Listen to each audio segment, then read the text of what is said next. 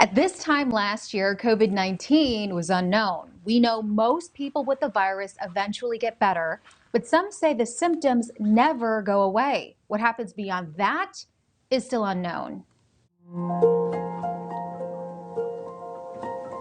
When Nicholas Gianforte contracted COVID-19, he did not have a fever or lose his sense of taste or smell.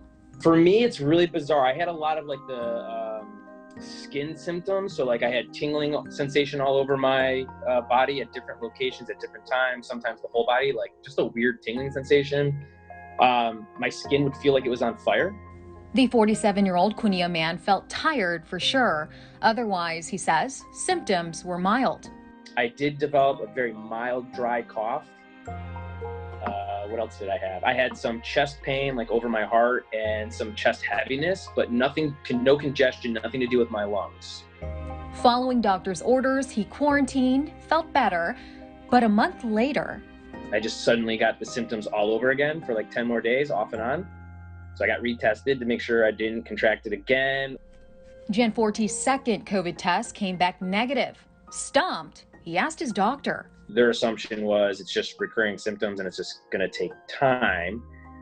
Another puzzling change, brain fog, like bandaging the wrong finger. Now I'm noticing that like I don't remember saying certain things, or I'll set up with a meeting with someone, but then I'll follow up and try to set up the meeting and they're like, yeah, 10 a.m. this morning. I was like, absolutely. And I'll walk out and like, how do I not remember I set up a meeting at 10 a.m. with this guy 3 days ago? Like I have a vague sense of it, but normally it would just be like, I'm pretty much on top of everything that I do. I spell words wrong that I never used to spell wrong, like simple words. Medical experts can't fully explain why some COVID-19 patients have neurological complications. This disease has only been around in the United States since around January, February, so we really don't have any long-term studies to know what happens 1, 2, or even more years beyond the infection. Dr. James Ireland says he's had patients with stories similar to Gianforte's. Then there's what's called a long hauler, a growing group who never fully recover from COVID-19. But this is a definitely increasingly recognized subset of people with COVID infections. And it's very frustrating because people aren't getting better in the 2 or 3 weeks we expect. There's part of the nervous system called the autonomic nervous system, which regulates automatic functions like digestion, breathing, heartbeat.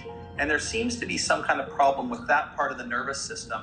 Gianforte says he wouldn't consider himself a long hauler just yet, but he is part of a UH study on the recovery of COVID-19 patients. Just be smart about where you're going and who you're around.